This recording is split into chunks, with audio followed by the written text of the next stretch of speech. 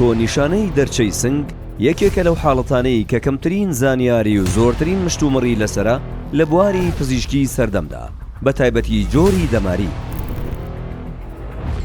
جۆرێک لە نەخۆشەکان بە هەڵە دەستنیشان دەکرێن، زۆرێکیان درەنگ چارەسەر دەکرێن، زۆرێک لە پزیشکان هێشتا کێشەیان لە بڕیاردانی ورد و زانستیدا هەیە.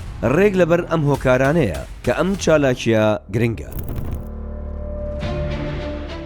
ئێمە 35 پزیشک لە 16 پسپۆڕی هەمەجۆر و لە 21 وڵاتی جیاوازەوە کۆ دەکەینەوە بۆ گفتوگۆکردن لەسەر ڕێکارەکانی دەستنیشانکردنی وردی نەخۆشیەکە، ڕۆڵی ڕاستەقینەی ئامێری سۆنار و دەستنیشانکردنی کارەبایی دەمارە ڕاگەیاندنەکان، کەی چارەسەری سروشتی بەتەنها بەسە و کەی نەشتەرگەری دەبێتە پێویستی، چۆن بە دوور بین لە شکستی لابردنی پەستانی سەردەمارەکە بە تەواوی و سەرهەڵدانەوەی نەخۆشیەکە. ئەمانە تەنها لە چوارچێوەی تیۆریدا نامێننەوە، بەڵکو بە شێوەی پراکتیکی ڕێکخرا و فرەپسپۆریانە جەخت دەخرێتە سەر هەرێکێکیان. ئەگەر مامەڵە لەگەڵ ئازاری پەلەکانی سەرەوە، پەستانی سەردەمار، دەرکەوتەکانی تایبەت بە بۆریەکانی خوێن یان حاڵەتە ئاڵۆزەکانی شان دەکەیت، ئەم کۆبوونەوەیە بۆ تۆیە.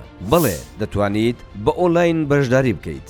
ئەم هەلا لە دەستمەدا بۆ ئەوەی ببیتە بەشێک لە گفتوگۆیەکی زانستی سڕ کە دەتوانێت دەست بەجێیەکاری پزیشکی ڕۆژانت باشتر بکات. بە خۆشحاڵیەوە چاوەڕوانی هاتنتانین.